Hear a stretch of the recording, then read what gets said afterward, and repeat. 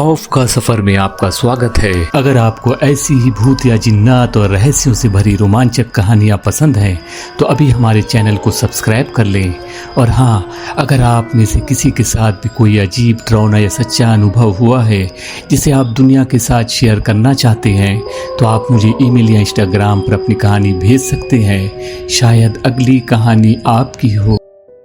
दोस्तों, आज की कहानी में आगे बढ़ने से पहले अगर आपने हमारा चैनल सब्सक्राइब नहीं किया है तो अभी कर लीजिए एंड साथ में वीडियो को लाइक ज़रूर कर दीजिएगा। हेलो दोस्तों, उम्मीद है आप सभी अच्छे होंगे।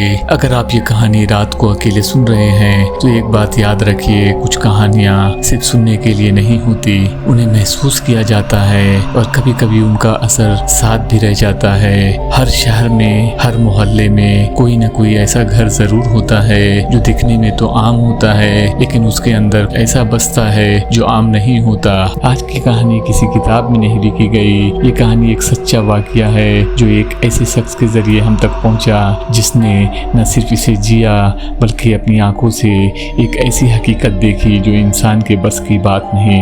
एक औरत जो रूहानी इलाज जानती थी, जिसका काम था दूसरों को बुरी ताकतों से बचाना, लेकिन जब बारी उसकी खुद की आई तो उसका सारा इल्म बेबस हो गया। ये कहानी है एक ऐसे किराए के घर की तलाश की जो ज़रूरत बनकर सामने आया, लेकिन उस घर में कुछ था, कुछ जो दिखता नहीं था पर मौजूद था। और कैसे एक गलती, एक मामूली सी गलती किसी की ज़िंदगी को हमेशा के लिए बदल सकती है।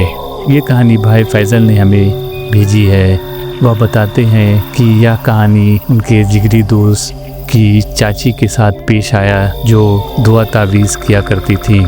एक वक्त की बात है जब वो नई जगह पर किराए का घर तलाश कर रही थी। काफ़ी खोजबीन के बाद उन्हें एक घर पसंद आया, लेकिन आस पड़ोस के लोगों ने उन्हें बताया कि इस घर में कोई एक हफ्ते से ज़्यादा नहीं टिक पाता है। लोगों का मानना था कि यह घर जिन्नातों का बसेरा बन चुका है, मगर चूंकि उनकी चाची खुद दुआ और तावीज़ किया करती थी तो उन्होंने लिहाजा डरने की जगह ये फैसला किया कि वह उस घर को किराए पर लेंगी। और वो अकेले उस घर में गईं और उसके बीच आंगन में खड़े होकर जोर से बोली, मैं और मेरा परिवार अगर यहाँ रहने आए तो हम आपको कोई नुकसान नहीं पहुँचाएंगे और आप भी हमें नुकसान मत पहुँचाइएगा।